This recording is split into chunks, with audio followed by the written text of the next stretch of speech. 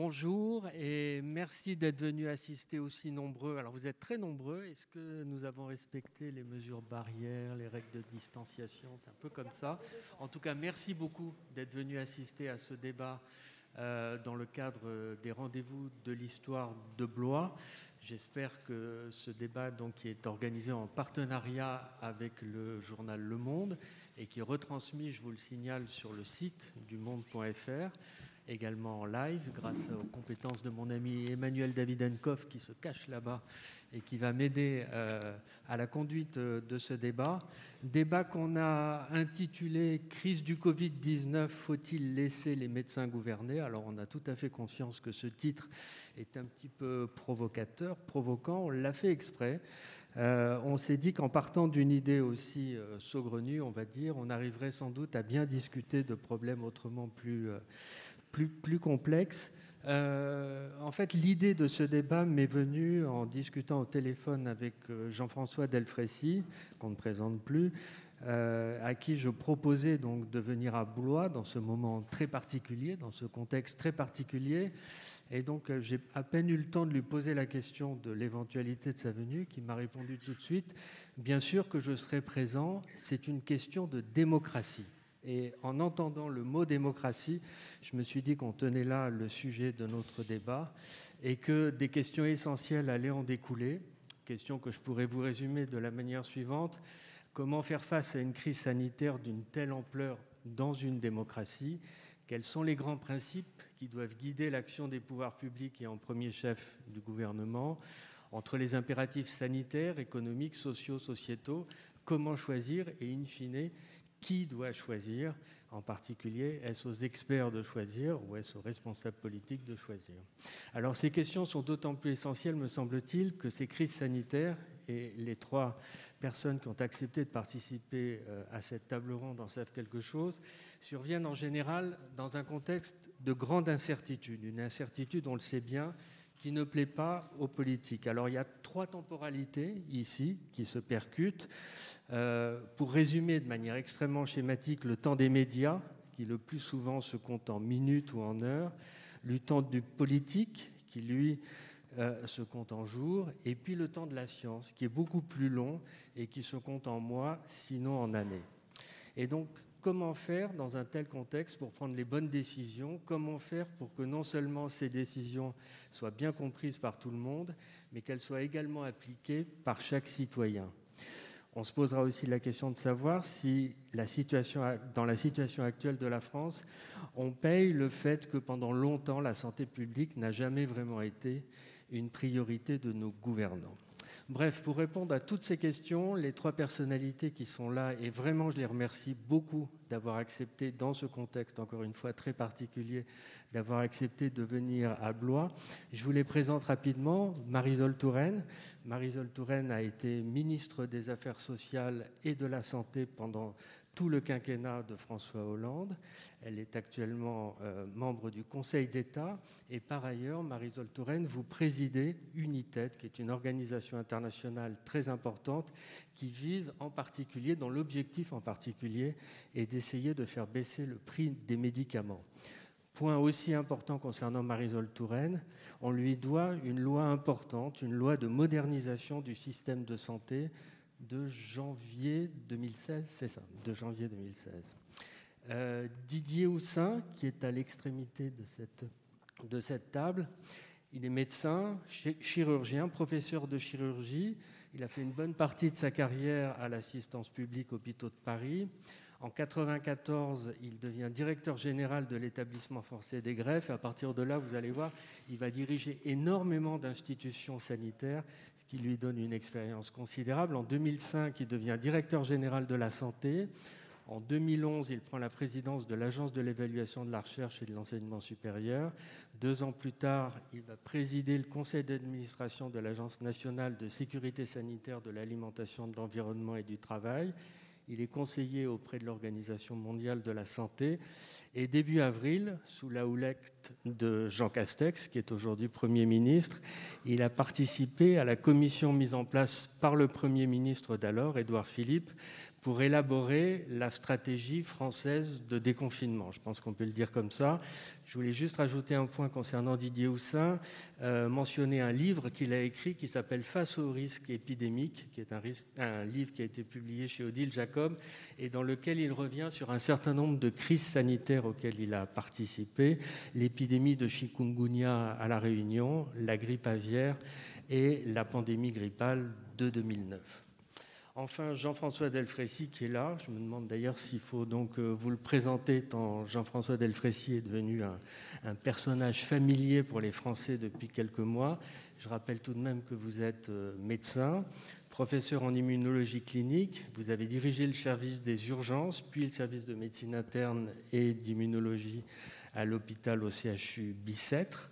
En 2005, vous avez été nommé directeur de l'Agence nationale de recherche sur le sida et les hépatites virales. En 2008, vous avez pris la direction de l'Institut de microbiologie et de maladies infectieuses de l'INSERM. En 2014, je crois, à la demande du gouvernement, vous avez participé à la lutte contre l'épidémie de virus Ebola en Afrique. Et en novembre 2016, vous avez succédé à Jean-Claude Amezen à la tête du Comité consultatif national d'éthique. Et puis, tout le monde le sait, le 11 mars 2020, vous avez été nommé par le gouvernement président du fameux Conseil scientifique Covid-19, chargé d'éclairer la décision publique pour lutter contre la pandémie de Covid. Voilà, vous connaissez à présent les 3 personnes qui vont participer à cette table ronde. Je vous ai dit que ce débat a été retransmis sur le site du Monde. Je voulais vous préciser qu'en fin de débat, vous aurez la possibilité de poser quelques questions à nos 3 intervenants. De la même manière, Emmanuel me transmettra les questions que les internautes du Monde auront bien voulu nous poser. Alors pour commencer, j'ai demandé à Didier Houssin de se livrer à un exercice un petit peu compliqué, mais à mon avis nécessaire, qui est d'énoncer en quelques minutes quelques-uns des grands principes qui devrait guider l'action d'un gouvernement en pareille circonstance de crise sanitaire. C'est l'opinion de Didier Houssin sur laquelle ensuite on discutera tous ensemble. Didier Houssin, vous avez la parole. Merci beaucoup Franck Nouchy, vous m'entendez bien? Alors d'abord merci de l'invitation. Donc Franck Nouchy m'a expliqué que cette table ronde n'a pas pour objet de s'occuper de la question de se gouverner soi-même, mais bien de gouverner la société. Alors je vais rapidement régler la question des médecins en ne leur laissant gouverner que la Morticolie, le pays imaginé par Léon Daudet en 1894, où les habitants, je cite, les morticoles, sorte de maniaques et d'hypocondriaques, ont donné au docteur une absolue prééminence et où la faculté de médecine est à la fois un parlement, une diète, une cour de justice. Les médecins s'occupent des malades et en dehors de médecins spécialisés en santé publique, qui s'occupent de population ou de médecins qui peuvent avoir une influence, voire avoir des responsabilités politiques, on ne voit pas très bien ce que les médecins peuvent avoir à gouverner. Donc il vaut mieux simplifier le sujet et considérer que la question posée porte sur la relation entre science et politique. Certains scientifiques pourront d'ailleurs être médecins. Gouverner, c'est décider. Dans une crise telle que la pandémie de Covid-19, une infinité de décisions doivent être prises, car un tel événement concerne l'ensemble de la société, les malades, les bien portants, les professionnels de toutes catégories, notamment des médecins, des scientifiques, les élus de tout niveau, bien sûr les membres du gouvernement en France, mais aussi en Europe et dans le monde. Qu'est-ce qui pourrait laisser penser que ce ne sont pas les politiques qui gouvernent, alors que c'est justement la mission qui leur est confiée? La première raison est que les gouvernants ont besoin d'appuyer leurs décisions sur des avis. Même le monarque absolu, lorsque Thèbes est frappé par la peste porte-feu qui s'est jetée sur la ville, Oedipe, roi de Thèbes, s'adresse au devin Tirésias, le scientifique d'alors, et lui dit « Toi qui sais tout, sauve la ville, sauve-moi, sauve-nous. Nous sommes à ta merci, rien n'est si beau que de servir les autres de sa science. » Dans un état de droit fondé sur la raison, comme le nôtre, les décisions politiques sont censées s'appuyer sur des arguments raisonnables. Quoi de plus raisonnable qu'un argument de nature scientifique, quelle que soit la science mobilisée? C'est pourquoi le gouvernement, notamment dans des circonstances nouvelles, interroge les scientifiques, non pas pour lancer une recherche, mais pour demander un avis. Cet avis s'inscrit dans la catégorie de l'expertise scientifique qui consiste à rassembler analyser le savoir disponible afin de produire soit une évaluation du risque lié à la situation en cours, soit une indication sur la meilleure manière de gérer ce risque. Cette raison, donc, n'est pas suffisante pour considérer que les scientifiques pourraient gouverner. Demander un avis scientifique n'est pas abandonner la responsabilité de gouverner de la part des politiques. La deuxième raison qui peut laisser penser que ce ne sont pas les politiques qui gouvernent tient à la survenue d'un dysfonctionnement dans l'articulation entre avis scientifiques et décisions politiques. Quand tout se passe bien, les scientifiques sont plusieurs, c'est un avis collégial, ils sont habitués à travailler ensemble, y compris en urgence, expérimentés dans la pratique de l'expertise, compétents individuellement et collectivement et d'une indépendance suffisante pour que leur avis ne soit pas influencé par des intérêts autres que le bon éclairage de la décision publique. Quand tout se passe bien, une question écrite est posée aux scientifiques par l'administration au service du gouvernement qui exprime la demande d'avis du gouvernement et la formule en des termes suffisamment scientifiques. Ce rôle de cardan de l'administration est extrêmement important. Un délai suffisant est offert pour la réponse des scientifiques, mais il peut être bref, ce délai en situation critique. Cette réponse est argumentée, écrite, éventuellement assortie d'avis minoritaires. Cette réponse est transmise au gouvernement par l'administration compétente avec un commentaire suggérant éventuellement une prise de décision et soulignant les aspects pratiques et les conséquences éventuelles de cette décision. La décision est alors prise. S'agissant du rôle de l'État, c'est soit une information, soit une interdiction. Puis la communication sur la décision prise fait référence à l'avis scientifique fourni, mais explique aussi pourquoi la décision peut devoir ne s'appuyer que partiellement sur cet avis, ou pas du tout. En effet, la décision publique peut devoir tenir compte d'autres facteurs de nature proprement politique qui tiennent au contexte, par exemple européen, aux forces en présence, à l'opposition, aux alliés, aux aspects socio-psychologiques, à la faisabilité et aux conséquences prévisibles de cette décision. Tout ceci décrit les bonnes pratiques de l'expertise scientifique venant en appui des décisions publiques, c'est-à-dire quand ça se passe bien. Il y a 1000 façons possibles pour que ça se passe mal et qu'on en vienne à se demander si ce ne sont pas les scientifiques qui gouvernent, en l'occurrence d'ailleurs souvent plutôt mal. À chaque étape peuvent se glisser des problèmes. Pour conclure ce propos, j'en évoquerai 3 catégories principales. D'abord, l'avis scientifique peut sembler ne pas répondre à une demande politique ou y répond mal. Pas de questions posées aux scientifiques ou questions mal formulées. Avis émanant de scientifiques incompétents individuellement ou collectivement ou non indépendants du fait d'une influence économique, corporatiste, syndicale, idéologique ou liée à la volonté de dérouler un agenda personnel. Réponse hâtive, imprécise, mal transmise. Deuxième catégorie, la décision politique peut paraître ne pas faire référence à l'avis scientifique, voire le fausser. Nous avons un exemple absolument lumineux dans ce domaine actuellement aux États-Unis.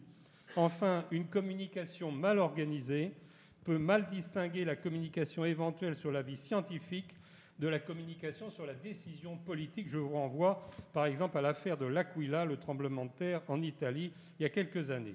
Je conclus en disant qu'en situation de crise, lorsque l'impréparation et l'urgence règnent, le risque est évidemment plus grand que ça se passe mal, en raison de la contrainte de temps qui pèse à tous les niveaux et de l'improvisation dont il faut faire preuve. Merci. Eh bien, Didier Houssin, nous avons, je pense, un certain nombre de points importants à discuter après que Marisol Touraine ait pris la parole. Marisol, je vous ai demandé de réfléchir à une notion dont on n'a pas beaucoup entendu parler jusqu'à présent dans la crise du Covid et qui nous semble extrêmement importante, qui est la notion de démocratie sanitaire. J'aimerais que vous nous expliquiez pourquoi c'est si important. Et j'aimerais également que vous essayiez de nous dire pourquoi, selon vous, les dispositifs qui sont prévus en particulier par 2 lois, la loi dite Kouchner et la loi qui porte votre nom, n'ont pas été respectés dans la crise du Covid. Pourquoi est-ce qu'on a laissé tomber un élément qui aurait pu aider à la compréhension des décisions qui ont été prises par les pouvoirs publics ? Merci Franck, je suis très heureuse d'être devant vous et je veux tout de suite dire que je partage l'analyse que vient de faire Didier Houssin. Selon la formule célèbre, la guerre est une chose trop sérieuse pour être laissée aux généraux et je la plagierais bien volontiers en disant que la gestion d'une crise sanitaire est une chose trop sérieuse pour être laissée aux médecins, ce qui ne veut évidemment pas dire qu'il faut prendre des décisions qui ne tiennent pas compte de la médecine et de la science. Et au fond, c'est ainsi, me semble-t-il, que le sujet de la relation entre la politique et la science doit être posé. On ne demande pas aux politiques d'être le porte-voix des scientifiques ou des médecins. On demande aux responsables politiques d'être éclairés, de prendre des décisions en toute connaissance de cause et, si possible, de ne pas prendre des décisions qui aillent à l'encontre de la science, ce qui n'est pas la même chose. Parce que vous avez la possibilité d'avoir plusieurs décisions qui soient respectueuses de la science, mais qui ne soient pas les mêmes décisions. Et Jean-François Delfraissy le dira, je pense, dira que c'est son expérience quasiment quotidienne, comment décliner un certain nombre de décisions. Et donc, d'une certaine façon, moi aussi, je veux régler son sort en 2 phrases à cette problématique, même si, à l'évidence, les responsables politiques ont parfois tendance à chercher à s'abriter derrière un avis scientifique pour faire passer des mesures qui ne sont pas faciles auprès de l'opinion publique. Et pour moi, la question centrale, et c'est là que je viens à votre sujet, mais pour moi, la question centrale, elle est qu'à partir de la science, le politique construise des repères communs, construise au fond des catégories ou propose à l'opinion publique des catégories d'analyse inspirées ou appuyées plutôt qu'inspirées, appuyées sur la science, et à partir desquelles l'opinion publique va pouvoir comprendre, cheminer, avancer et intégrer, intérioriser les décisions qui sont nécessaires. Je ne veux pas dire que la relation entre le politique et les médecins ou les scientifiques soit toujours simple.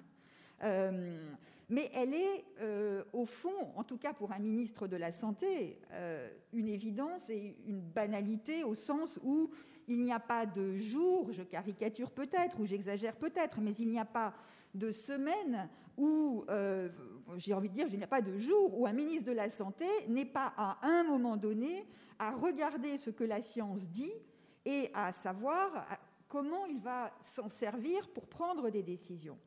Le débat ne peut pas être simple, ne peut pas être simpliste, pour la bonne raison que si tous les scientifiques disaient la même chose au même moment, ça se saurait. Et on l'aurait vu. Et on l'aurait entendu sans même avoir besoin d'aller à Marseille pour entendre des voix dissonantes. Et je pense personnellement, je ne veux pas m'attarder là-dessus, on y reviendra peut-être dans la discussion, que c'est une des grandes difficultés de la gestion des crises. Et que l'une des grandes difficultés de la période a été non pas la mauvaise relation entre les scientifiques et les politiques, mais la cacophonie qui s'est installée au niveau des scientifiques. Cette cacophonie, je parle de cacophonie parce que c'était entendable et visible, mais quand vous allez dans un congrès de médecine, ce que je fais assez peu, puisque je ne suis pas médecin, mais quand vous allez dans un congrès de médecine, vous avez plusieurs positions qui s'expriment. Et donc le débat scientifique, c'est comment dire, quelque chose de normal. Simplement, ce qui est anormal ou atypique, c'est que ce débat soit porté sur la place publique. Moi, j'ai eu à prendre des décisions pour lesquelles des scientifiques me proposaient des positions extrêmement différentes. Je vais en prendre 2 exemples que je cite comme ça, très simples, et qui n'étaient pas comparables à la situation actuelle, puisque ça n'était pas une gestion de crise dans la durée. Sur le sida, et Jean-François Delfraissy était un de ceux qui me proposait une décision, qui est celle que j'ai suivie d'ailleurs, heureusement, puisque voilà. Donc sur ce qu'on appelle la PrEP, c'est-à-dire la prévention, le traitement prophylactique qui permet à des personnes de prendre un traitement pour aller vite et avant d'avoir une relation sexuelle pour se protéger du sida. Donc ce n'est pas un traitement après, c'est avant. Il n'y avait que les États-Unis qui l'avaient fait dans des conditions très différentes. Ça n'allait pas de soi. Ça faisait 20 ans qu'on expliquait que la seule façon de faire, c'était de se protéger et de mettre un préservatif. Débat très difficile. La France a été le premier pays, après les États-Unis, à le faire et à le rembourser. Des scientifiques sont passés dans mon bureau, certains avec pignon sur rue. Des institutions sont passées, leurs représentants, dans mon bureau pour me dire « ne faites pas ça ». Et donc, à un moment donné, vous avez le professeur Jean-François Delfraissy et d'autres. Vous avez le professeur ou la professeure ou le professeur X ou Y, et vous devez arbitrer. J'ai pris une décision, je ne peux pas dire qu'il y avait un consensus scientifique. J'ai assumé ma décision politique. Autre exemple qui va vous paraître peut-être mineur, mais là c'était une vraie crise, c'était Ebola, 2014. Anxiété extrême dans le pays à l'idée que des personnes revenant d'Afrique puissent apporter la fièvre hémorragique Ebola. On me dit, prendre la température dans les hôpitaux, ça ne sert à rien. Ce qui n'est pas faux. Ça ne sert à rien. C'est-à-dire que vous pouvez prendre la température des gens, vous ne pourrez pas garantir qu'ils n'ont pas pris du Doliprane ou du paracétamol dans l'avion 3 heures avant, et vous ne pourrez pas garantir que 3 heures après, ils ne seront pas malades. C'est vrai. C'était scientifiquement juste. J'ai considéré qu'en termes de communication pour installer une politique de gestion de la crise, il fallait des signes visibles.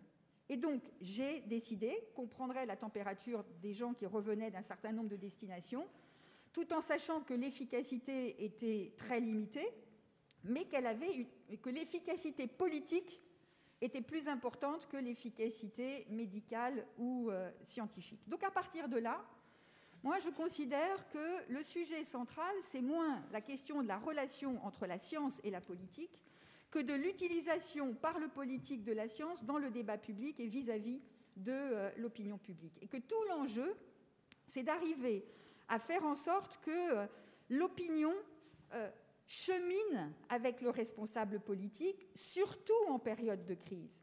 Parce que la caractéristique d'une période de crise, au-delà de l'angoisse, l'inquiétude, etc., c'est que la vérité d'un jour n'est pas forcément la vérité du lendemain, ou la vérité d'un jour n'est pas celle de la veille ou de la semaine d'avant. Et donc, ce qui compte, c'est que l'opinion puisse, que les citoyens, pas simplement l'opinion, que les citoyens, en tant que citoyens éclairés, puissent accompagner l'évolution et avoir des repères de pensée. Et ce qui me frappe, c'est que comme pendant la guerre, d'où mon analogie du départ, que comme pendant une guerre,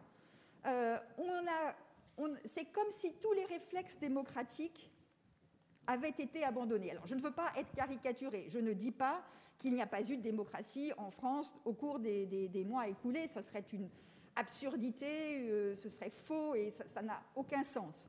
Mais ce que je veux dire, c'est qu'au fond, il y a eu tous les réflexes qui consistaient à dire on doit associer l'opinion, on doit faire en sorte que les structures où viennent s'exprimer des représentants des patients, des usagers, qui aujourd'hui sont présents dans toutes les agences sanitaires, faire en sorte que tous ces mécanismes de représentation des usagers, des patients, de l'opinion ont été, je ne dirais pas abandonnés, mais ils ont même été méconnus. C'est-à-dire que c'est comme si on avait oublié qu'ils existaient. Et je pense, ne me faites pas dire ce que je n'ai pas dit, à savoir qu'au moment où il y a une crise, le président de la République doit consulter des comités de citoyens avant de prendre une décision. Quand il y a une crise, on attend que le président, le Premier ministre, les ministres décident, et tant qu'à faire qu'ils décident bien. Mais enfin, on attend évidemment une décision. Mais je trouve que parallèlement à la décision, et notamment pendant la période du déconfinement, des structures d'accompagnement et d'organisation du débat auraient pu se mettre en place. Moi, je l'ai fait, pas en période de crise, et je reconnais que c'est ça la difficulté particulière. Mais je l'ai fait face à un problème qui, pour le coup, était très intéressant, qui était celui de la vaccination. Consensus scientifique. Il faut se vacciner d'un certain nombre de choses si on veut éviter des maladies. Tension dans l'opinion publique. Les Français étaient méfiants et restent méfiants à l'égard des vaccins. La parole politique en la matière n'est pas écoutée. La parole scientifique, si elle vient d'en haut, n'est pas forcément respectée. Et donc, j'ai mis en place des comités, des jurys citoyens, pilotés par un médecin, et pas n'importe quel médecin, le professeur Alain Fischer de l'hôpital Necker, pédiatre, grand scientifique. Et au bout d'un travail d'1 an, la proposition d'une loi, qui ensuite a été votée par la majorité suivante, mais le processus a été lancé en 2016, 2015 même, on rend obligatoire toute une série de vaccins. Eh bien, cette démarche-là, qui parie sur l'intelligence collective, qui parie sur le fait que c'est, encore une fois, je dis, en construisant des catégories d'analyse ensemble, qu'on va pouvoir avancer sur un chemin qui est tout sauf droit, je ne veux pas faire du Raffarin, mais dire qui est sinueux, hein, on va dire, voilà, qui est sinueux. Et c'est ça, me semble-t-il, qui a manqué. Et si ça a manqué, c'est parce que le sentiment de l'urgence a fait oublier qu'une crise, ça peut durer, et que ce qui fonctionne en termes de réflexe collectif pendant 15 jours, 1 mois, 2 mois, on l'a vu pendant le confinement, ne fonctionne pas nécessairement dans la durée. Voilà ce que, pour lancer le débat, merci, ma contribution Marisol. Et ma réponse à vos Merci beaucoup. Jean-François Delfraissy, vous avez beaucoup de grains à moudre, comme on dit, à la fois après ce que nous a dit Didier Houssin, ce que vient de nous dire Marisol Touraine. Vous pouvez à la fois réagir sur le fond, peut-être aussi il y a des points de détail, en particulier dans ce que Didier Houssin nous a dit concernant les avis, les questions posées, la manière d'y répondre, la manière de rendre public ces avis. Peut-être que vous avez un certain nombre de commentaires à faire. Je vous passe la parole. Bonjour à tous. Je partage beaucoup des points qui ont été soulevés. Tout d'abord, je suis fondamentalement, moi, un médecin qui a été formé par le VIH, donc par le sida, qui a découvert jeune que la médecine était loin d'être toute puissante et qui a été formé à l'idée du malade debout et de la discussion avec que la maladie n'est pas celle du médecin, qui a une expertise indiscutable sur le sujet, mais que la maladie est fondamentalement celle du patient. Et donc l'idée de travailler avec les associations de patients, c'est toute l'histoire du VIH, et quelque chose qui est resté très fondamentalement dans ma tête.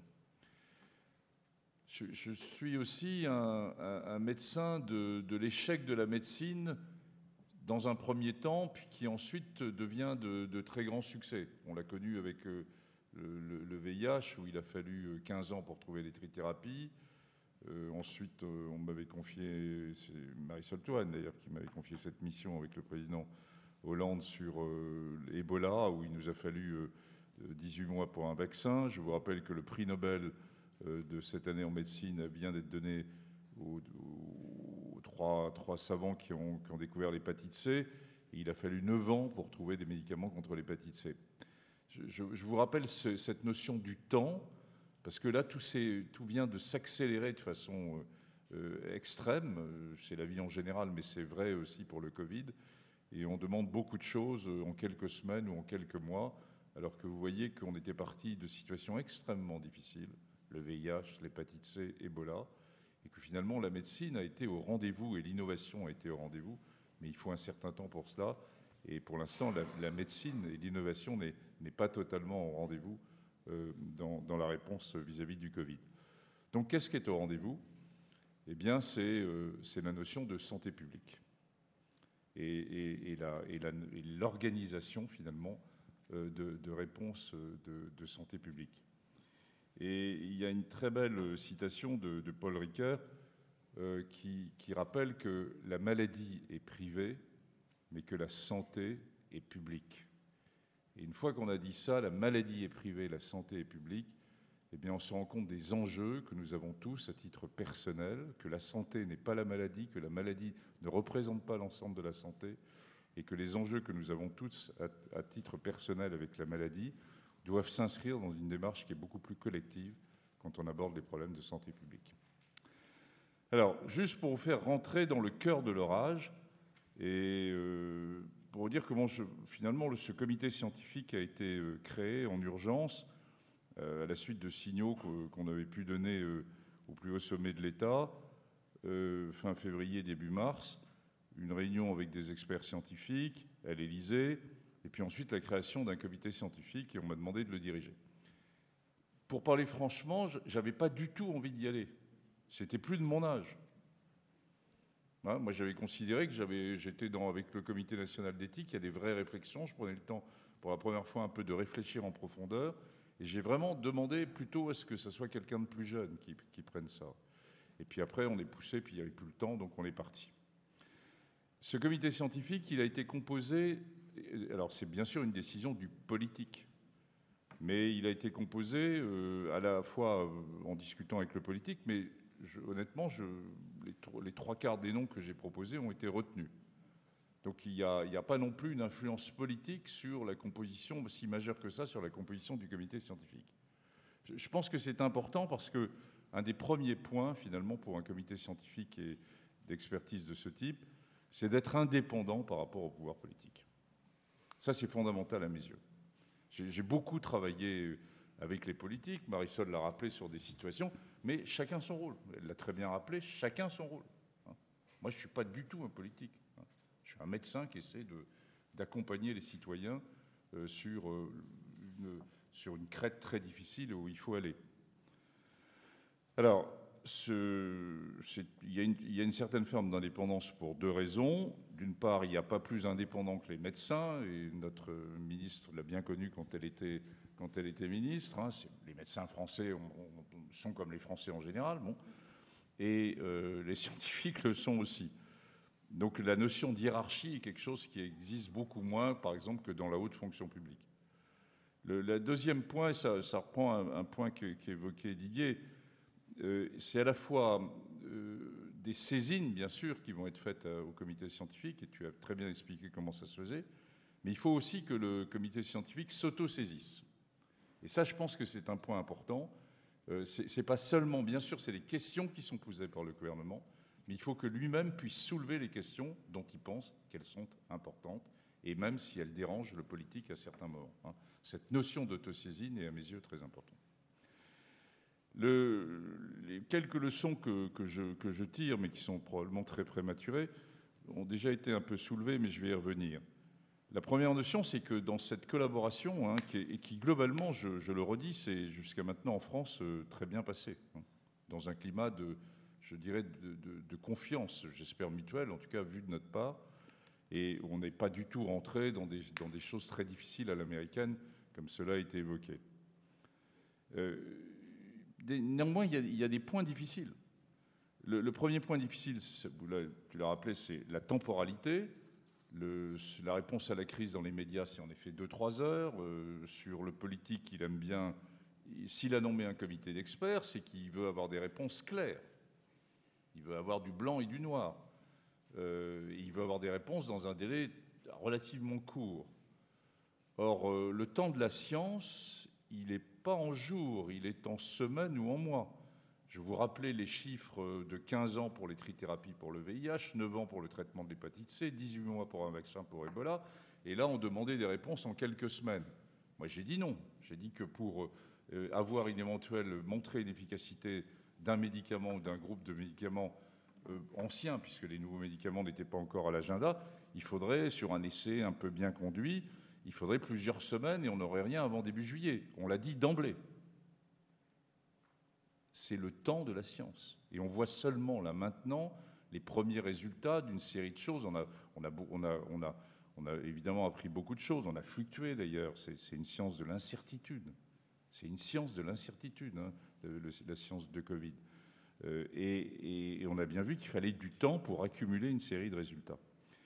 Le troisième élément, c'est justement cette notion d'incertitude. La science est construite fondamentalement sur le doute. Un scientifique qui ne doute pas, il ne peut pas construire une pensée scientifique. S'il ne remet pas en cause, à certains moments, certaines données établies, s'il ne se remet pas en cause à certains moments, la science n'est pas bonne. Si la science est le fait d'un homme qui dit qu'il pense telle chose et que c'est comme ça qu'il faut le faire, ce n'est pas de la science. La science, elle repose sur des preuves. Et donc, elle se construit 2 pas en avant, 1 pas en arrière. Donc, Nous avons l'habitude en science, et parce qu'on est passé par des thèses et des thèses de science, et je vais vous expliquer l'enjeu avec les politiques, eh bien de cette notion d'incertitude. Et l'incertitude, évidemment, je comprends, et je comprends parfaitement. Le politique est habitué à l'incertitude pourtant, mais il a nommé un comité d'experts et de scientifiques, donc il attend de ce comité d'experts plutôt des certitudes, qu'on lui dise vers telle ou telle direction il pourrait aller. Et le scientifique lui répond, il y a des moments où je ne sais pas, où il nous faut encore du temps, ou plus exactement, on pensait telle chose il y a 2 mois, et puis on a évolué en fonction des connaissances. Donc c'est bien une science de l'incertitude.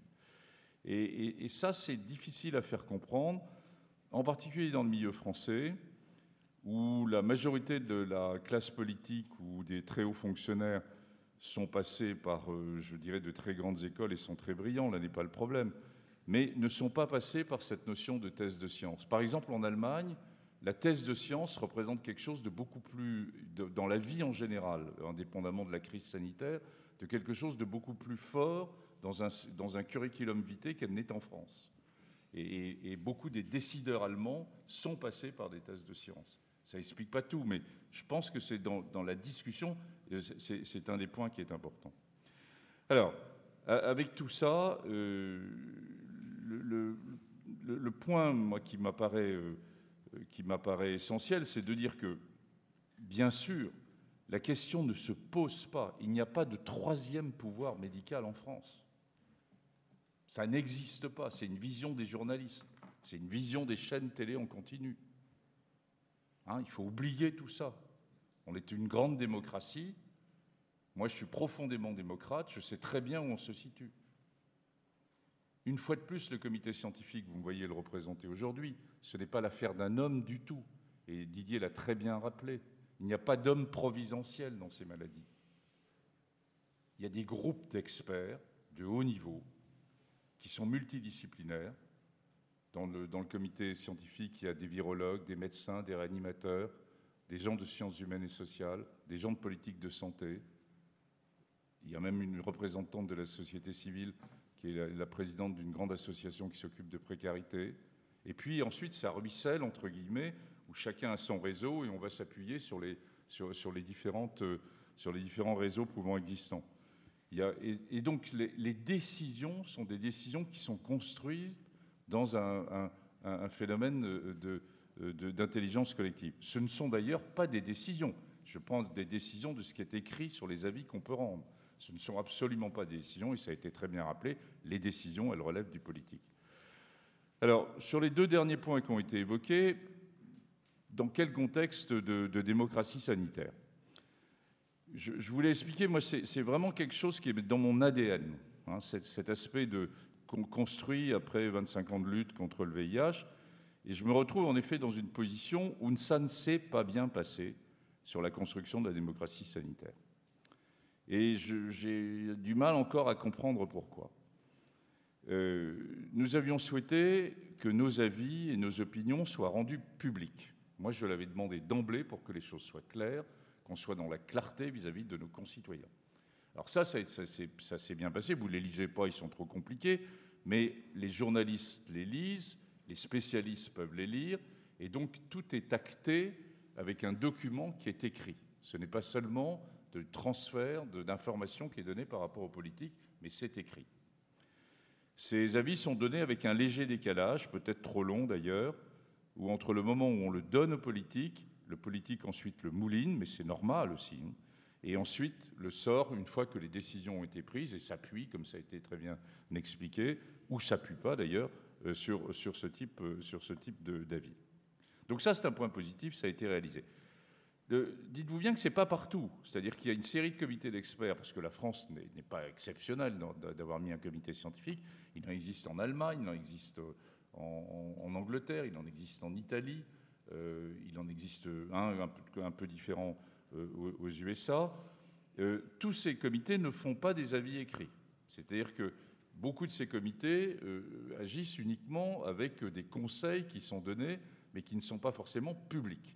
Nous avons souhaité qu'ils soient publics. Donc là, on était un pas, je dirais, vers une vision citoyenne qui pouvait les lire.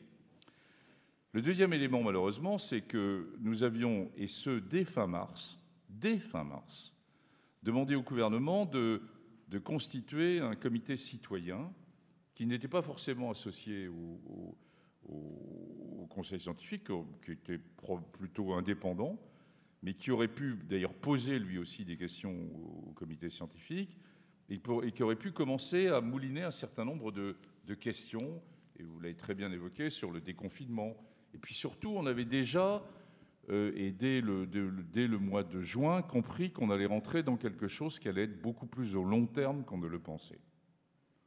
Et que donc, dès qu'on s'inscrit dans le long terme, il y avait le temps de s'appuyer, en effet, sur une série de structures représentatives où on aurait pu monter quelque chose ou s'appuyer sur les structures déjà existantes. Malheureusement, ça n'a pas été fait. Alors, on peut comprendre que ça n'ait pas été fait au temps de la crise, je dirais, pour prendre la décision autour du confinement, mais ensuite, tout s'y prêtait. Et on voit bien que ça nous manque, là, maintenant, qu'on va avoir que peut-être certains comités citoyens vont se monter au niveau des grandes métropoles, puisque les enjeux sont les grandes métropoles, et que peut-être il faudra aussi avoir une vision de comité citoyen sur le vaccin, hein, quand vaccin il y aura. Donc je le regrette, je pense que on n'a pas été suffisamment convaincant pour le faire mettre en place par le politique, et ça nous manque cruellement maintenant. Et je termine juste pour vous dire un tout petit mot, que globalement, la majorité des recommandations qu'on a pu faire ont été prises en compte, mais qu'à certains moments, elles n'ont pas été prises en compte. Et c'est très bien, parce qu'il y a d'autres enjeux qui ne sont pas que des enjeux sanitaires, et qui sont des enjeux sociétaux et économiques. Et le deuxième élément, ne pensez pas, même si je reconnais que vous pouvez avoir cette image-là, mais que le rôle d'un comité scientifique est seulement d'avoir une vision du sanitaire à tout prix. On a une vision qui est vraiment beaucoup plus large, hein, et qui comprend très bien les autres enjeux qui peuvent se poser. Mais c'est aussi notre rôle parfois d'être à contre-courant de ce qu'attend le politique ou de ce qu'attend la société, c'est-à-dire vous-même de ce que vous attendez. Vous n'attendiez pas probablement qu'on dise début septembre que l'épidémie était en train de repartir en France. Ça ne plaît à personne. Vous n'attendez pas probablement qu'on vous dise qu'on va être dans quelque chose de beaucoup plus à long terme qu'on ne l'avait pensé. Parce que je comprends que ce n'est pas rassurant. Mais c'est aussi le rôle, à certains moments, et la responsabilité d'un comité scientifique de pouvoir poser sur la table et d'explorer avec à la fois le politique, mais aussi les Français, des situations qui sont un peu difficiles, dans un premier temps, à accepter. Merci Jean-François Delfraissy. Didier Houssin, je pense que vous avez envie de réagir à ce qui vient d'être dit. J'ajouterai deux petites questions à la suite de votre commentaire. L'une, c'est pas une question, j'aimerais que vous nous expliquiez en quelques mots la philosophie qui a été celle de la mission qui a été confiée à Jean Castex et à vous-même sur le déconfinement. En quoi ça diffère? C'est une question un peu naïve, mais j'aimerais bien que vous expliquiez au public en quoi ça diffère de celle du Conseil scientifique. Et puis la deuxième chose, et ça s'adresse aussi à Marisol Touraine, est-ce que vous ne pensez pas que dans la gestion de cette crise, l'administration de la santé a été, d'une certaine manière un peu court-circuitée dans les mécanismes de prise de décision? Est-ce qu'on n'aurait pas dû davantage associer les administrations, le Haut Conseil de la santé publique, etc., aux mécanismes de prise de décision?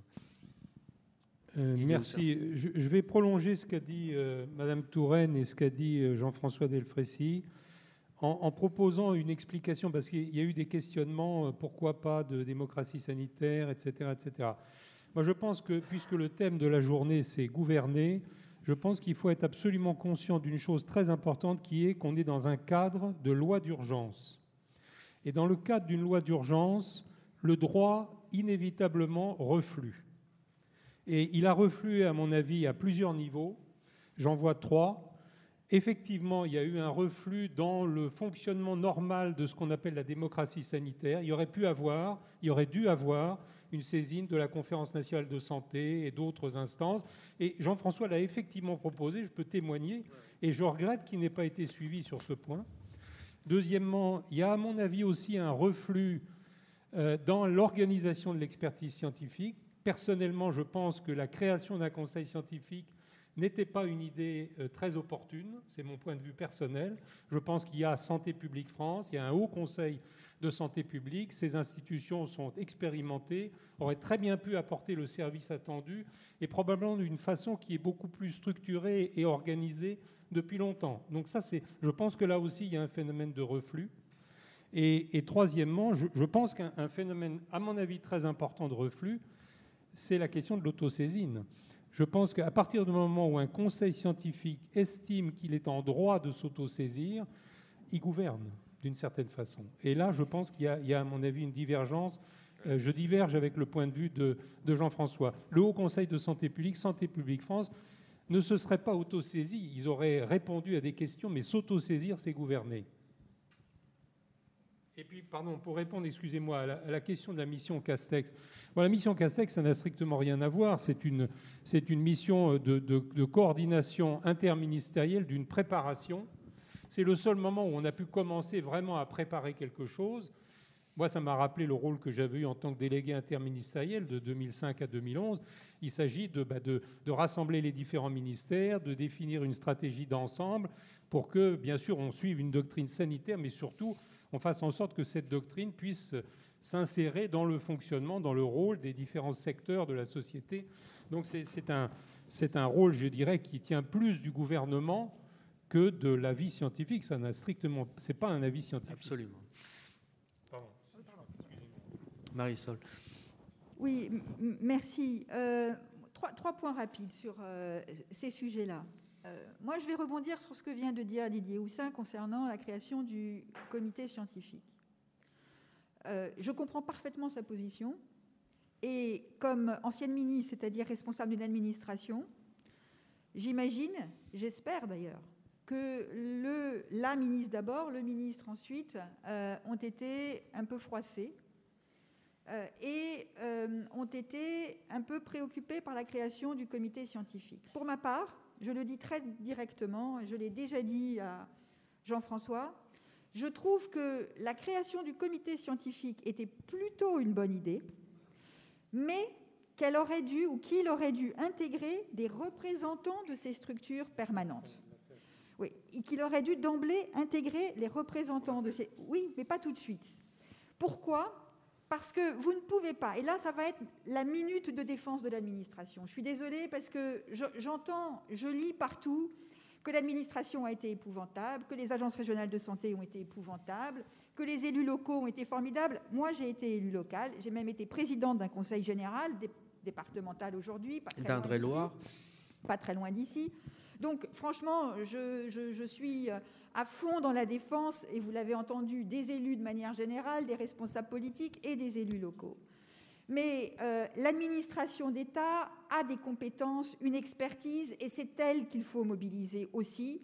Et donc moi, l'inquiétude que j'ai eue et que j'ai, je ne sais pas ce que sera, je trouve que ce serait intéressant de demander à l'administration, après, quand tout ça sera passé, comment elle a vécu cette période-là.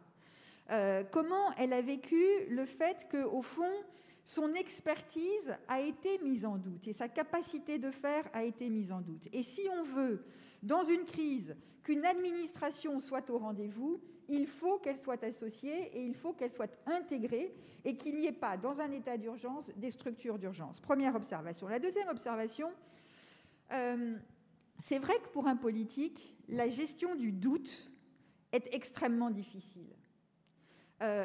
Parce que vous, l'opinion, moi, aujourd'hui, si un responsable politique vient me voir et me dit « je ne sais pas », je me pose des questions, je m'interroge et cela peut être inquiétant.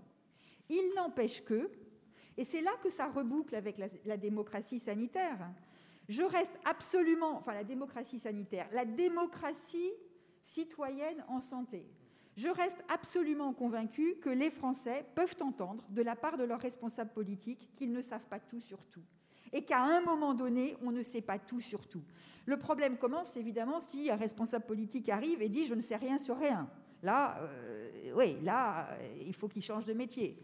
Bon, mais on peut quand même trouver un moyen terme entre « je ne sais rien sur rien » et ne vous inquiétez pas, je fais semblant de savoir tout sur tout. Et comme je ne suis pas de son bord politique, je peux dire que je trouve qu'Édouard Philippe, Premier ministre, a très bien géré cet aspect-là des choses, en faisant des conférences de presse très pédagogiques, instructives, avec des faits, des scénarios et l'expression de doutes qui étaient évolutifs. Comme quoi, c'est possible. Et quand tout à l'heure je disais ce qui compte, c'est la création, je disais, de réflexes ou de repères communs, au fond d'une grammaire commune, avoir un langage commun.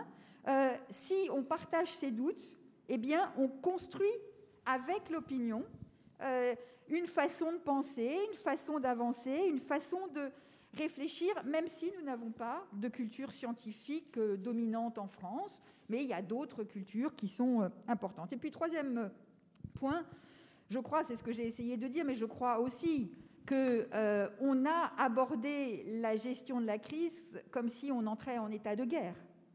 Et quand vous entrez en état de guerre, les réflexes démocratiques ont tendance à s'émousser. Donc, je ne dis pas du tout que la démocratie, je l'ai dit tout à l'heure, je ne dis pas du tout que la démocratie n'a pas été au rendez-vous. La France a été parfaitement démocratique, le pouvoir a été parfaitement démocratique. Je peux faire des critiques au gouvernement et au pouvoir, mais certainement pas sur ce terrain-là. Donc, mais ce qui vient faire fonctionner les rouages de l'exercice démocratique, ils se sont mis en sommeil, et j'ai envie de dire à tel point que les acteurs même de la démocratie sanitaire ne se sont pas tant exprimés que cela.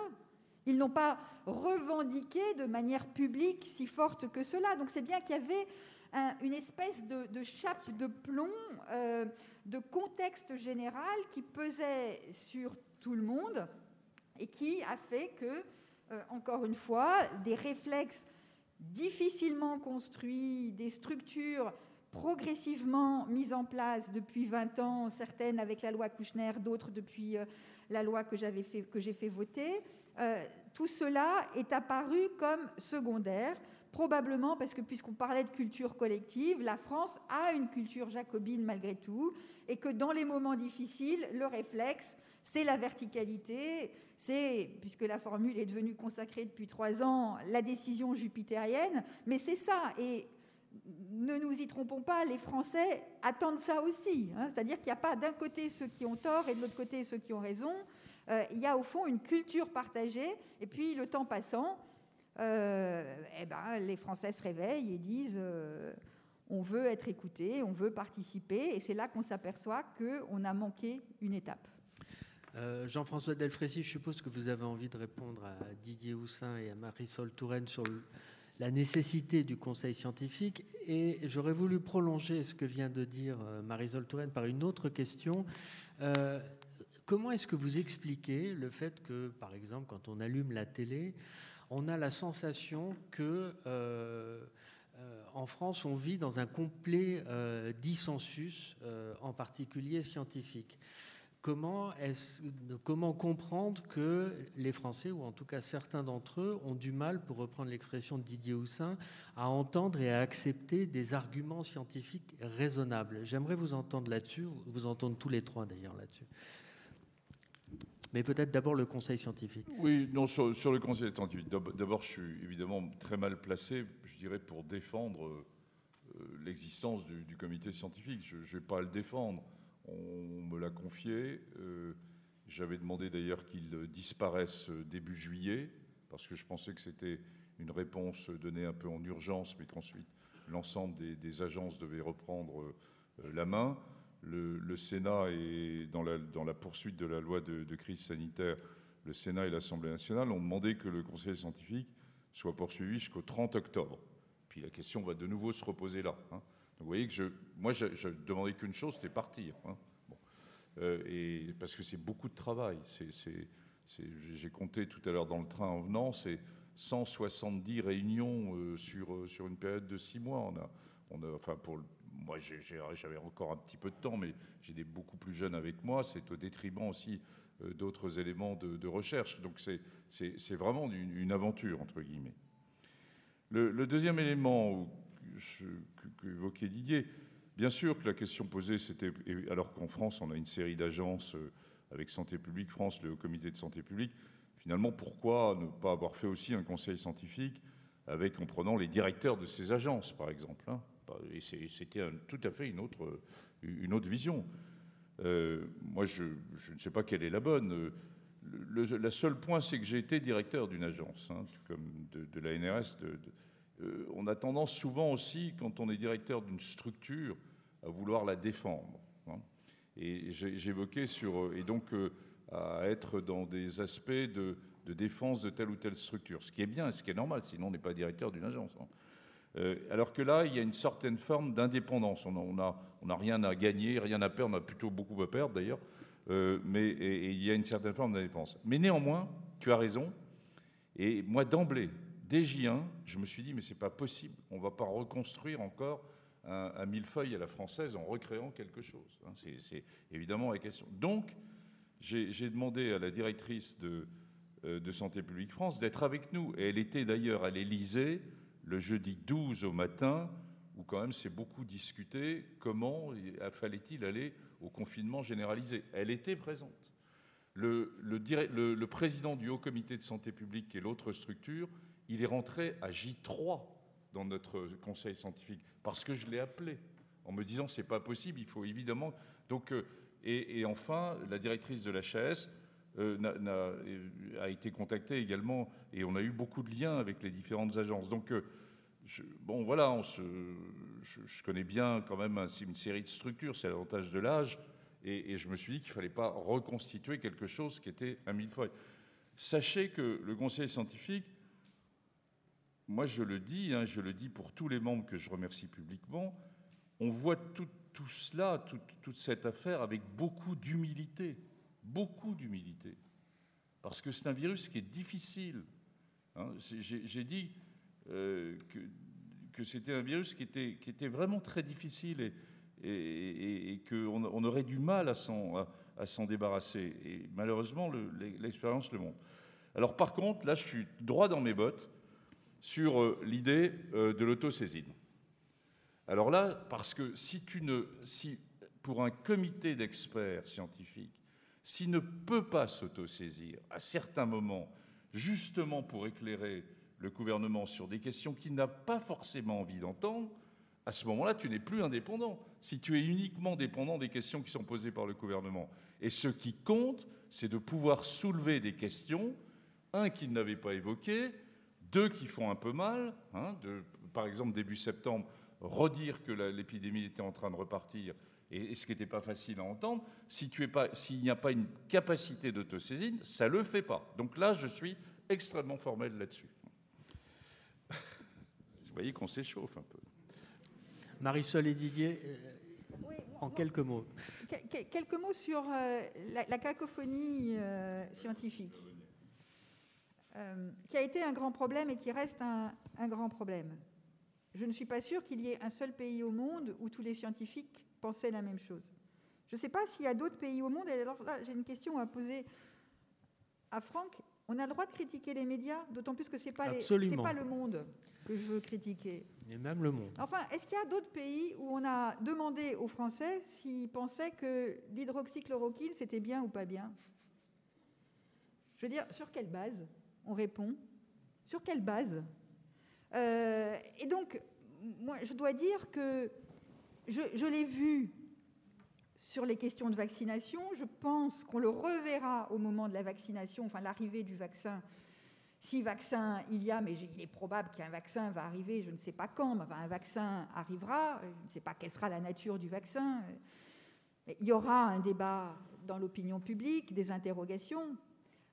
Mais à partir du moment où des scientifiques de renom vont à la télévision pour critiquer, non pas les choix gouvernementaux, parce que ça, d'une certaine façon, c'est la démocratie, et j'ai envie de dire, c'est la relation normale entre le scientifique et le responsable politique. Si ce n'est que, passez-moi l'expression, mais j'ai parfois eu le sentiment, en regardant la télé, comme vous, comme tout le monde, qu'il y en avait qui se faisaient un peu plaisir, hein, qu'ils étaient juste là pour rappeler qu'ils existaient. Mais enfin, laissons ça de côté. Donc, autant je comprends qu'on puisse critiquer un gouvernement, autant sur le pur terrain scientifique, porter la critique à l'égard des prises de position du comité scientifique ou des responsables accompagnant la décision du gouvernement, je trouve que c'est quand même extrêmement problématique. Et que cela vient ensuite, au fond, justifier tous les doutes qui peuvent exister dans l'opinion. Parce que pourquoi est-ce que vous ou moi, on va s'interdire de penser... ceux qui disaient qu'il suffit de prendre des comprimés de ceci ou de cela pour être protégé du virus, on ne va pas forcément parler d'un médicament que je viens de nommer, mais enfin il y avait ce médicament là, enfin, ce truc, ce produit là qu'on trouvait à Madagascar ou à...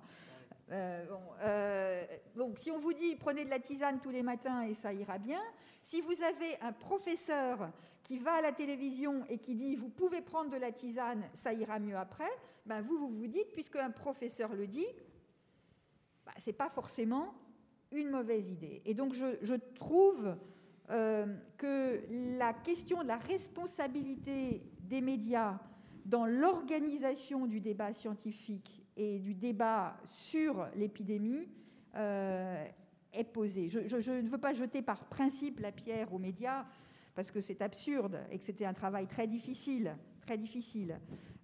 Mais là, on a eu parfois, avec certains médias, le sentiment qu'ils cherchaient le clash et que donc ils étaient intéressés à l'idée qu'il y en ait deux qui disent deux choses contradictoires, plus que de l'accompagnement de la formation de l'opinion collective. Merci Didier. Je ne suis pas sûr en plus qu'on ait assez de pierres. Donc, je ne voudrais pas répondre à Jean-François Delfraissy parce que comme il est en posture délicate en tant que président du comité scientifique, mais je voudrais revenir quand même sur 2 points. Parce que véritablement, la question de l'autosaisine nous mène au cœur de la problématique d'aujourd'hui qui est articulation entre politique et science. Je ne suis pas sûr que le comité scientifique, d'ailleurs, se soit véritablement autosaisi. Il a véritablement répondu à des questions qui étaient comment l'épidémie va évoluer, à quoi on peut s'attendre, qu'est-ce qu'il faudrait faire. Enfin, voilà, il n'a pas inventé des thématiques qui seraient extraordinaires. Mais malgré tout, la notion d'autosaisine, à mon avis, pose véritablement la question que les Français ont eu, l'impression que certains ont eu, que ce sont les scientifiques qui gouvernent. Parce qu'effectivement, ça renverse le mécanisme habituel. La deuxième remarque que je voudrais faire à ce propos, d'ailleurs, c'est... Moi, je n'ai jamais vu, mais peut-être que tu les as vues, mais je n'ai jamais vu les questions écrites. J'ai jamais vu... Je ne sais même pas qui les a écrites, ces questions. Est-ce qu'elles ont même été écrites ? Qui a interrogé le Conseil scientifique ? Est-ce que c'était le président de la République lui-même qui, de sa blanche main, faisait une lettre ? Quelle administration interrogeait ? Il y a, à mon avis, également une question de positionnement.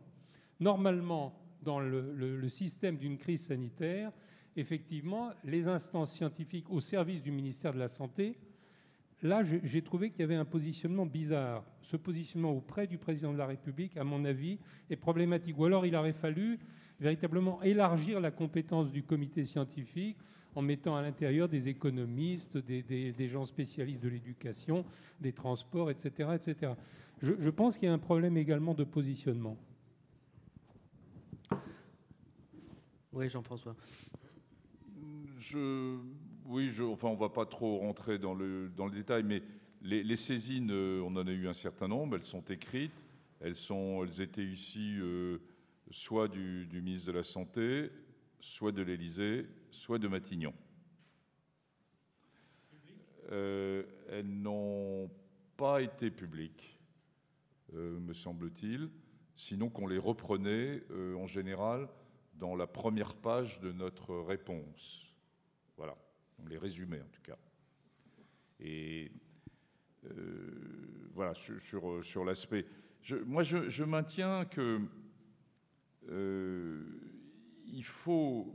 Enfin, l'indépendance d'un comité d'experts médical et scientifique, surtout en situation de crise, doit lui permettre à certains moments d'attirer l'attention du gouvernement et de nos concitoyens aussi, dans une certaine mesure, sur des sujets un peu difficiles. Je reviens vraiment à cette notion qui s'est passée début septembre, retour des vacances, où on avait tous, moi le premier, relâché un certain nombre de mesures de distanciation physique et sociale. J'ai revu mes petits-enfants pendant le mois d'août, hein, rassurez-vous. Bon. C'est un clin d'œil, mais c'est une réalité, où il y a eu du brassage de population pendant les vacances, et où, parce qu'on a continué à travailler pendant le mois d'août, juste après le 15 août, on s'appuie, vous savez, sur différents modèles qui permettent de prévoir ce qui peut arriver en fonction des chiffres de nouvelles infections et de recours à un système de soins. On a un certain nombre de marqueurs qui sont produits par les agences publiques, qui nous les fournissent, et à partir de là, on a un certain nombre de modélisateurs qui travaillent là-dessus et qui nous permettent d'anticiper dans une certaine mesure, d'avoir une vision de ce qui peut se passer un mois plus tard. Et donc, on avait fin août une série de modèles et les modèles, il faut les prendre avec précaution, hein, bien sûr. Et la vie n'est pas les modèles, la vie, c'est autre chose. Et on avait néanmoins ces modèles qui nous donnaient des signes d'inquiétude à partir de la mi-octobre. Et c'est ce qui est en train de se réaliser, hein. On voit bien avec cette deuxième vague. On l'avait d'ailleurs indiqué dès juillet qu'il y aurait probablement une deuxième vague à l'automne et que cette deuxième vague toucherait les 20 plus grandes villes de France. Je déteste faire cocorico, mais quand même, c'était une vision qui n'était pas si idiote que ça, de dire qu'il y aurait qu'il y aurait quelque chose d'équivalent d'une deuxième vague et que ça toucherait essentiellement les 20 plus grandes villes de France, parce que c'est là où il y a les plus jeunes, c'est là où il y a le plus de transport, c'est là où, toutes les raisons que vous pouvez imaginer, et que l'enjeu allait se poser là. Et bien de rappeler qu'un conseil scientifique puisse rappeler et insister sur le fait qu'il y ait cette vision-là, sans même avoir été saisi, oui, c'est aussi son rôle. À certains moments, c'est son rôle. Moi, en tout cas, mais je sais qu'on diffère là-dessus, mais je pense que c'est son rôle. Alors sur l'aspect des médias, moi, je partage, sur l'aspect de ce qui me navre le plus, à vrai dire, c'est en effet que les citoyens, on sort avec une crise de confiance qui existait déjà entre citoyens et politiques, et que là, elle existe maintenant entre citoyens et scientifiques. C'est clair. Il y a un très bon éditorial dans un grand journal de médecine qui s'appelle le Lancet, qui est fait par le directeur du Lancet de la semaine dernière, qui illustre extrêmement bien ça. Et ce n'est pas vrai qu'en France, je vous rassure, parce qu'on a toujours cette vision.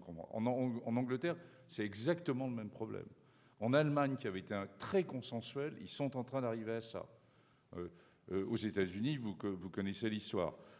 Donc, c'est une vraie... Il s'est passé quelque chose avec Covid 2019 qui montre qu'une certaine forme de réponse des scientifiques inadaptée, entre guillemets, de passage dans les médias, piégés par les médias. Je partage l'analyse de Marisol Touraine. Il y a une responsabilité importante des médias. Je passe mon temps depuis début septembre à passer devant des commissions au Sénat, à l'Assemblée nationale, différents pour expliquer ce qu'on a fait, pourquoi on l'a fait, etc. J'ai demandé également, de façon récente en répondant au Sénat, qu'ils écoutent les patrons des 3 grandes chaînes de télé continues, qui ont une responsabilité, me semble-t-il, de créer du buzz. Je passe au Sénat avec plusieurs membres de la commission d'enquête du Sénat, avec plusieurs membres du conseil scientifique. À chaque fois, j'ai essayé de dépersonnaliser et d'y aller avec l'ensemble, avec 4 ou 5 membres du conseil scientifique. Un autre scientifique connu, je ne le citerai pas, passé l'après-midi. Qu'est-ce qu'on retrouve sur une chaîne télé du soir? C'était opposé de construction l'un à l'autre. C'est-à-dire que, alors que pas du tout, en plus on se connaît depuis très longtemps, on n'est pas d'accord sur l'hydroxychloroquine, mais on est d'accord sur bien d'autres analyses. C'était Didier Raoult. Hein. Bon. Et c'est pour vous indiquer qu'il y a une recherche, non pas du consensus, de la construction, de la vision individuelle par rapport à une vision collective par nos chaînes médias. Il y a au contraire une recherche du buzz, du conflit. Ils ont une responsabilité très importante sur le sujet. Ils ont été nécessaires pendant la période du mois de mars, mais vraiment, là, c'est une responsabilité importante. Bon, je crois qu'il faudrait faire un débat entier sur ce sujet qui, effectivement, est un sujet très important. Et je ne parle pas du monde. Enfin, là, j'ai bien ciblé. On a compris. Avant de passer la parole à la salle, je ne résiste pas, moi, à la tentation, non pas du buzz, mais de l'autosaisine pour nous tous. J'aimerais savoir ce que vous feriez, chacun d'entre vous, si vous étiez aujourd'hui aux manettes, si vous étiez président, Premier ministre, j'en sais rien. Quelles mesures vous prendriez? Je vous donne 2 pistes. La première concerne le fait que dans quelques jours, c'est les vacances de la Toussaint. On connaît le rôle joué par les vacances dans la propagation du virus. Est-ce que vous essaieriez pas, vous profiteriez pas de ces vacances pour essayer de ralentir au maximum la circulation du virus, en vue en particulier des vacances de Noël qui, elles, on peut le redouter, vont brasser du virus à qui mieux mieux. La deuxième piste que je vous propose, c'est la vaccination contre la grippe. Est-ce que vous ne pensez pas purement et simplement qu'il faudrait la décréter obligatoire pour éviter au maximum que des gens se retrouvent à l'hôpital pour la grippe et qu'on confonde les grippes avec du Covid? Pardon de vous piéger comme ça, mais j'aimerais vous entendre tous les trois là-dessus. Ça vous plaît pas, monsieur Delfraissy? Non, mais je laisse évidemment la Didier Houssin, allez-y. Moi, je prends tout de suite un vol pour Montevideo. Ça, c'est ma première décision. Non, concernant les vacances, sincèrement, je n'ai pas les données. Je ne peux pas répondre à une question aussi. En revanche, sur la question très importante de la grippe, là, effectivement, la question se pose de rendre obligatoire ce qui est aujourd'hui une recommandation en matière de vaccination contre la grippe. Je pense bien sûr aux personnes de plus de 65 ans, mais je pense surtout aux professionnels de santé. La question, effectivement, de rendre obligatoire, ça va faire des problèmes, hein, mais ça, c'est un vrai sujet, et j'aurais tendance à le soutenir, d'autant plus que vous avez amorcé une démarche qui rend plus facile, je dirais, l'obligation vaccinale, ce qu'on ne pensait pas possible il y a quelques années. Et donc, j'avoue que ça, je soutiendrai cette... Par contre, pour les vacances de la Toussaint, je recommande de prendre un vol tout de suite pour Montevideo. Marisol. Oui, moi je rendrais obligatoire la vaccination de la grippe ou contre la grippe pour les professionnels de santé. Je pense que les personnes âgées vont spontanément, c'est mon pari, on verra, mais je pense que les personnes fragiles vont spontanément, elles ne sont pas uniquement âgées, aller vers cette vaccination. Lorsque j'étais ministre, je souhaitais rendre obligatoire la vaccination contre la grippe pour tous les professionnels de santé. On m'a dit que ça allait faire... que ça allait être épouvantable, etc. Il y avait des syndicats de médecins qui, pour une fois, me soutenaient et étaient d'accord pour me soutenir sur cette affaire-là. Mais je ne comprends pas comment on peut travailler dans un hôpital, en particulier, et ne pas être vacciné contre la grippe. Donc, voilà. Et pour l'autre mesure, moi, je n'ai pas les informations non plus. 2 remarques rapides. On a annoncé la fermeture des bars dans les grandes villes, dans certaines grandes villes et à Paris notamment. Ça me paraît très inégalement respecté. En tout cas, toutes les structures ne sont pas concernées de la même manière. La question que je poserai, moi, je n'ai pas la réponse. La question que je poserai au comité scientifique, c'est est-ce qu'une mesure beaucoup plus forte, beaucoup plus ferme, de fermeture de beaucoup de lieux, y compris, mais pendant une période très courte, je veux dire 15 jours, est-ce que ça peut avoir un effet bénéfique? Parce que à l'inverse, moi je suis très sensible au fait qu'on ne peut pas arrêter la vie sociale pendant 6 mois. On a arrêté la vie sociale pendant 2 mois, tout le monde l'a admis, c'était dur psychologiquement, plus pour certains que pour d'autres, ça a creusé les inégalités sociales, ça a creusé, il faut quand même le dire, ça a creusé les inégalités sociales, ça a creusé les inégalités face à l'école, ça a creusé des inégalités sanitaires, il y a des gens malades d'autres choses, qui sont davantage malades, qui n'ont pas pu être soignés.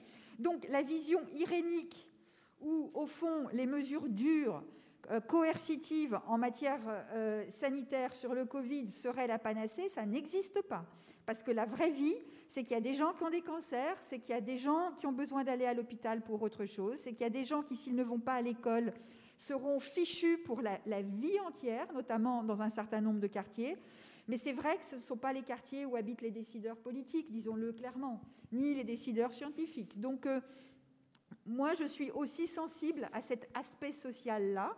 Et donc ma question serait de savoir, la question que je formulerais au comité scientifique, c'est est-ce que pour gérer les choses dans la durée, on ne peut pas avoir, là, puisqu'il y a une nouvelle vague, on est face à quelque chose, est-ce qu'on ne pourrait pas bloquer,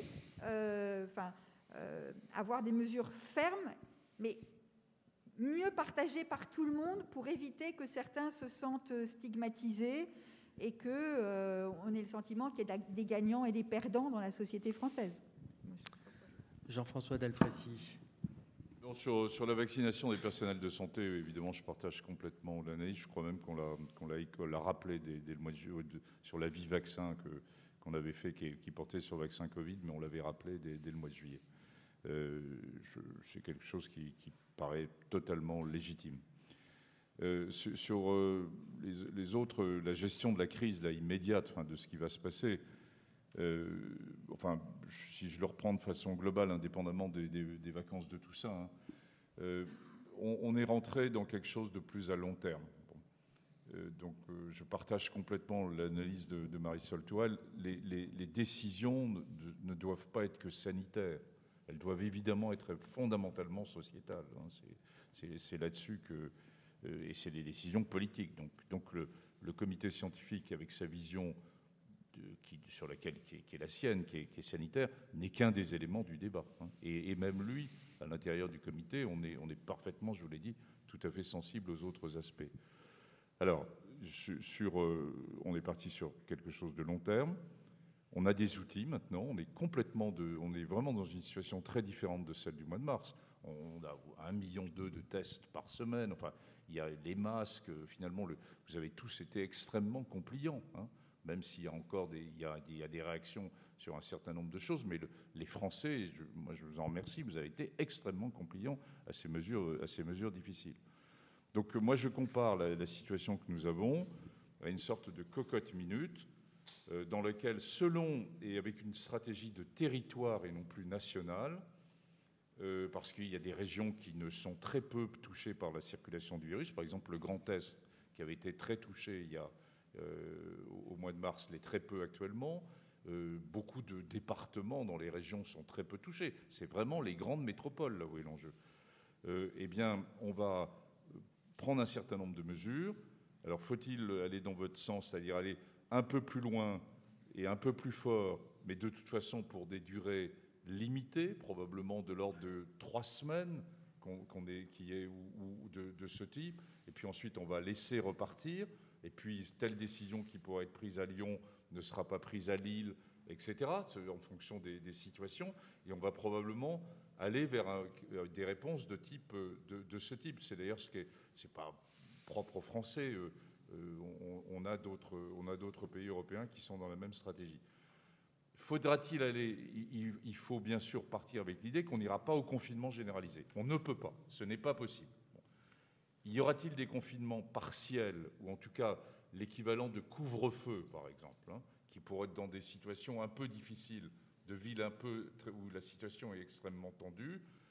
On peut conserver une économie, on peut conserver l'école chez les enfants, avec une notion de couvre-feu à partir de 21h, par exemple. Je ne dis pas que c'est la solution, mais je dis que si on est amené dans certaines situations à aller jusque-là, pourquoi pas? C'est quelque chose qui peut être envisagé.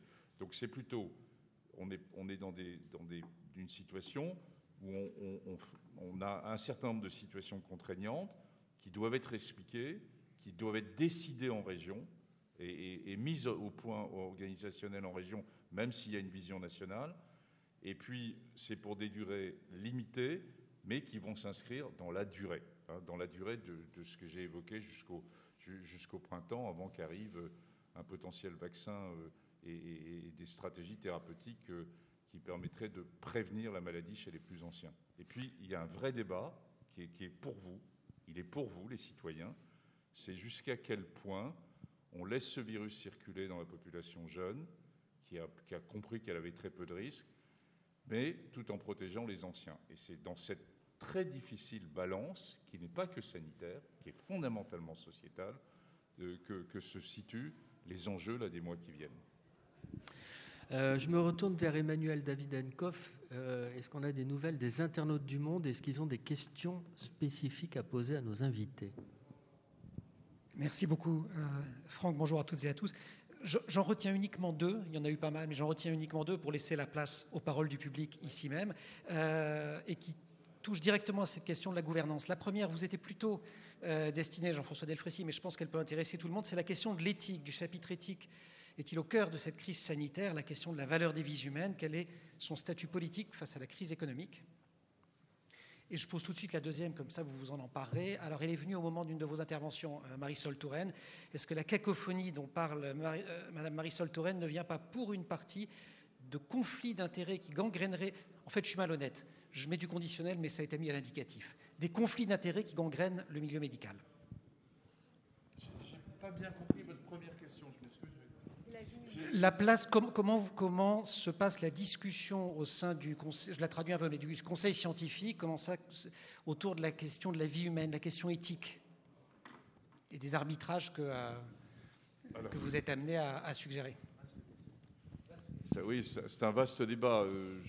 J'ai envie de vous répondre que, une fois, enfin, vous l'avez bien compris, la médecine classique, la médecine d'innovation n'est pas encore au rendez-vous. Dans la réponse à Covid, il n'y a pas de médicaments, on a progressé dans la prise en charge des formes graves, mais on aura ces réponses parce que la médecine va reprendre. Je suis optimiste, je suis fondamentalement optimiste, on va y arriver. Mais pas maintenant, c'est pour plus tard. Et donc la réponse, ce sont des réponses de type santé publique, c'est-à-dire qu'ils ne font pas appel à des mesures de prise d'un médicament classique, comme vous avez l'habitude dans la relation avec le médecin, mais qui sont des mesures de protection et qui opposent en permanence une vision individuelle vis-à-vis d'une vision collective. Alors, il se trouve que le président du comité scientifique était le président du comité consultatif national d'éthique. Donc l'éthique est quand même présente, je dirais, au niveau de ce comité scientifique. Et il y a d'autres collègues qui sont également très sensibles à cela.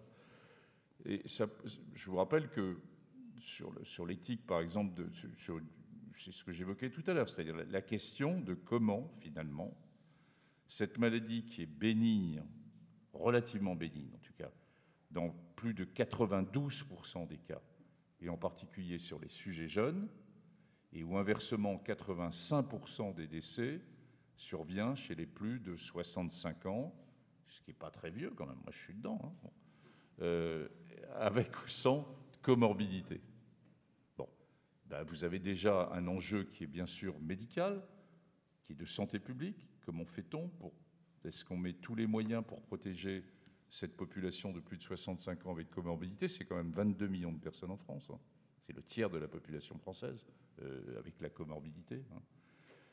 Et quels sont les enjeux éthiques, finalement, de laisser un virus circuler, de laisser les jeunes vivre? Il faut qu'ils vivent par rapport à la protection des plus anciens. Voilà. Et bien ça, bien sûr, c'est au cœur de nos débats. Et ça va être au cœur des débats qui vont se poser là dans les semaines qui viennent.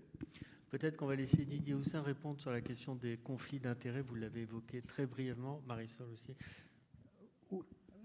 Allez-y, Didier. Oui, donc juste, il me semble qu'il y a une confusion qui peut s'établir entre ce qu'est un avis scientifique structuré par une instance collégiale, etc., et ce qu'est l'expression d'une personne, médecin, scientifique, à la radio ou à la télévision. Je pense que malheureusement, on a tendance à considérer que ça a la même valeur alors que ce sont deux choses complètement différentes.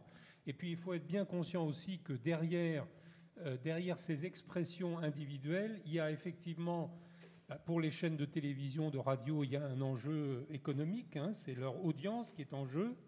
Et deuxièmement, pour les personnes qui sont invitées à s'exprimer, qui le font parfois avec bonne volonté et sans arrière-pensée, mais il peut y avoir aussi des agendas personnels, des ambitions, voilà, ça existe aussi.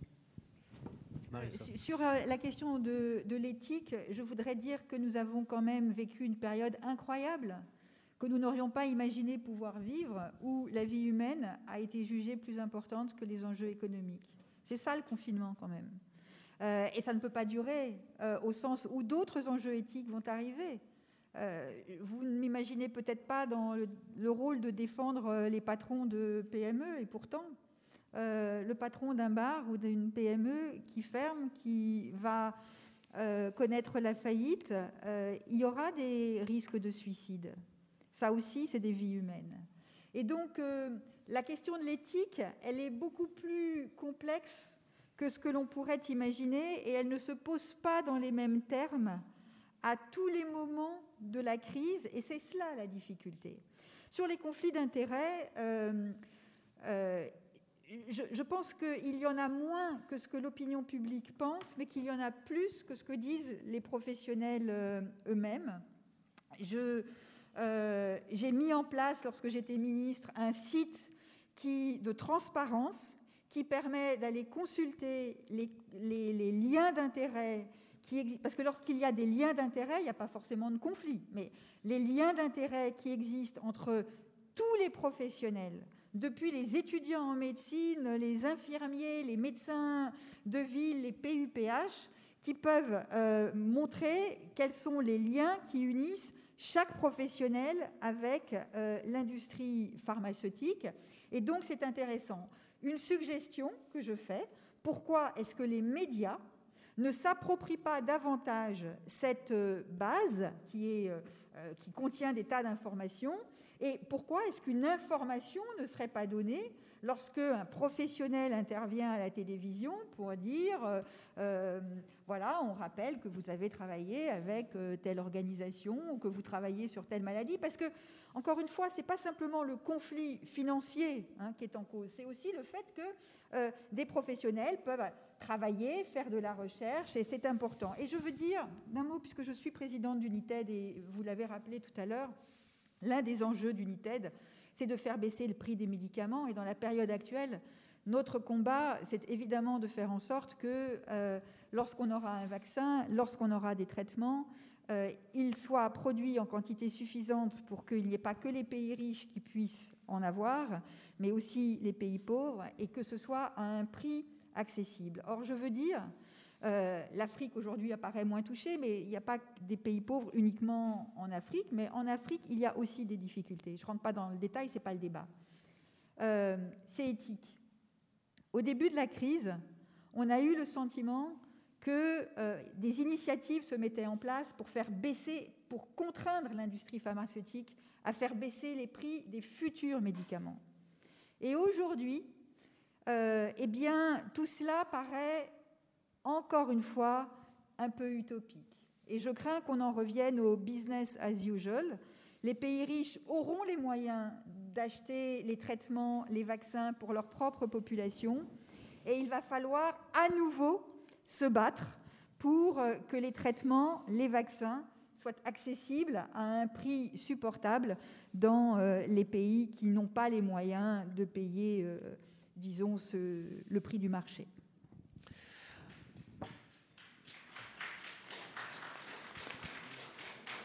Alors, je suppose qu'il y a beaucoup de questions, et je vous dis tout de suite que malheureusement, on va faire circuler, je ne sais pas s'il y a un micro qui circule, ou alors vous allez parler très fort.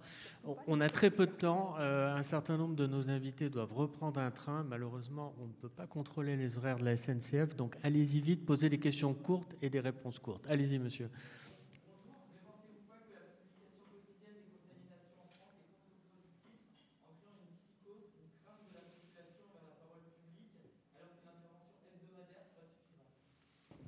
Qui veut répondre? Je pense que le nombre de contaminations tel qu'il était donné maintenant est nécessaire. Si on ne le donnait pas, vous le réclameriez probablement. En tout cas, beaucoup de Français le réclameraient. La transparence est quelque chose d'important. Par contre, je reconnais que sur la période du mois de mars, avec ce qui était annoncé tous les soirs, en termes de mortalité, d'entrée en réanimation, avait un côté qui est devenu très vite un peu lourd. Mais je pense qu'en termes de contamination, pour que vous rendiez compte comment on est passé de 1500, 2000 contaminations quand on était début juillet et qu'on est maintenant à 20 000 ou probablement plus, même 30 000 contaminations par jour, que vous puissiez percevoir qu'est-ce qu'est la réalité de ce virus, ça m'apparaît nécessaire. Madame. Si le sujet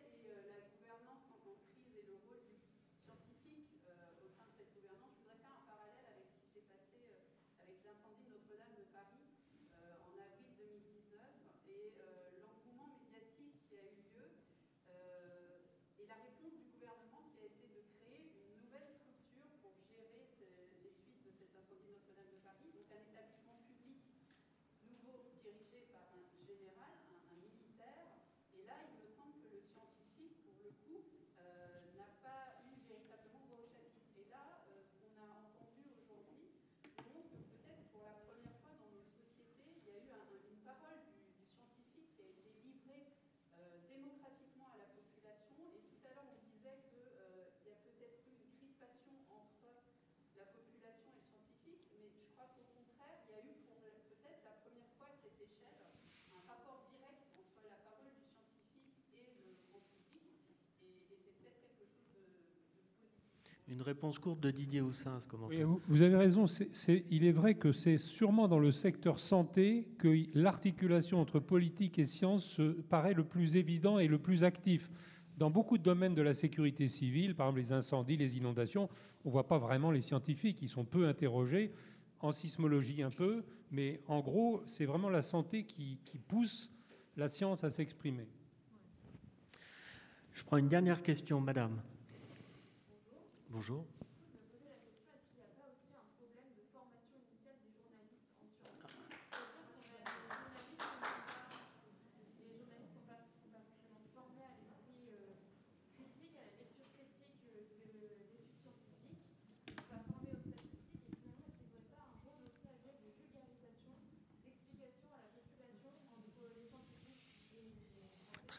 Très bonne question. Monsieur Delfraissy, qui nous pratiquait depuis très longtemps. Non, c'est une très bonne question. Mais cela dit, attention, on est critique par rapport à des points très particuliers qui sont les chaînes de télévision continues. Plus, évidemment, ce qui est très nouveau, tout ce qui se passe sur Twitter, hein, et qu'on ne maîtrise pas. Le Monde a fait un travail exceptionnel. Non, je le dis, mais ils sont là, mais ils ne seraient pas là, je le dirais aussi. Vous lisez Le Monde, alors c'est parfois un peu compliqué, mais il y a des enquêtes scientifiques avec une analyse d'un certain nombre de journalistes scientifiques qui a été de très haut niveau, moi, qui, à certains moments, m'ont servi d'ailleurs. C'est assez amusant. Bon. Il n'y a pas que Le Monde. La Croix a fait de très bons papiers. Libé a fait un certain nombre de très très bons papiers. Donc la presse écrite est restée avec un certain nombre de spécialistes de la santé. Ce n'est pas le cas sur ces chaînes télé en continu, où c'est un modèle économique, Didier l'a évoqué tout à l'heure, hein. C'est un modèle d'audience. Et donc ceux qui veulent, c'est du buzz, c'est des jeunes journalistes et qui ne sont pas du tout formés pour ça. Et il y a un vrai questionnement qu'ils doivent avoir, hein, sur eux-mêmes. Et il faudra qu'on le reprenne, me semble-t-il, avec eux. Enfin, on ne peut pas laisser partir le train comme ça. Ce n'est pas vrai qu'en France, hein. C'est vrai, c'est encore pire en Angleterre. Et je ne vous dis pas aux US. Hein. Alors, puisque vous parlez de train, je m'en voudrais beaucoup que vous ratiez votre train. Je vais vous remercier énormément d'avoir participé à cette table ronde.